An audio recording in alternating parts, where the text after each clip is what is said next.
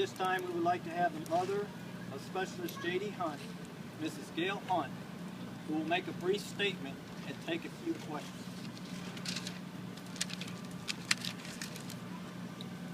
First, I'd like to thank the prosecuting team for all their hard work. Second, I'd like to address before asked whether or not I'm glad Nidal Hassan got the death penalty.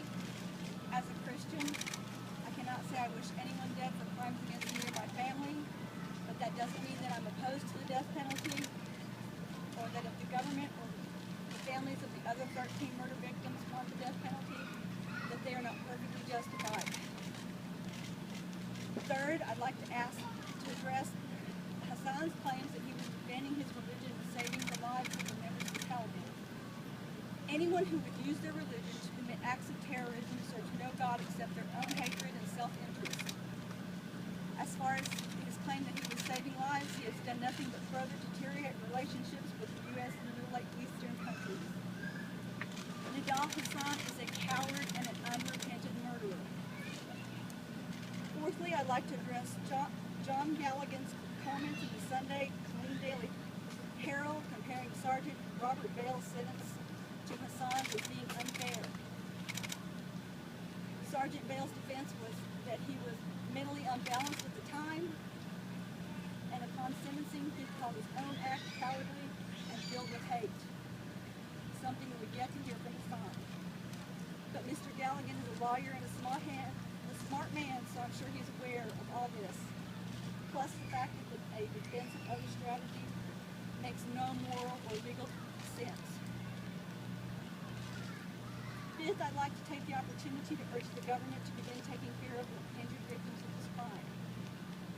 Lastly, I'm through talking about Hassan.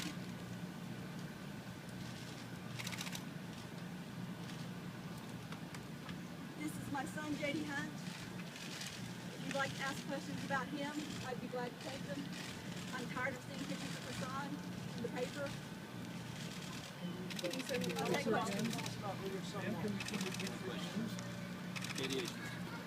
Hi, ma'am. I just want to first say you're very brave, I think, for stepping up here and taking our questions.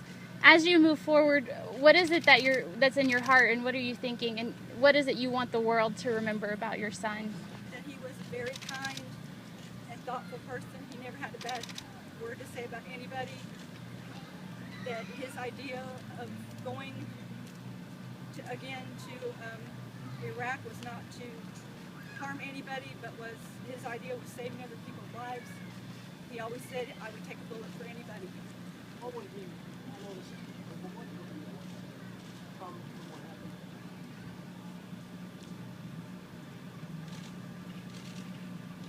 I think he just wanted me to go into my life. Mrs. Hunt, when we interviewed your daughter, Layla, around Dallas, she told us that she just wanted to know what JD's last moments were like. She just wanted to know what happened.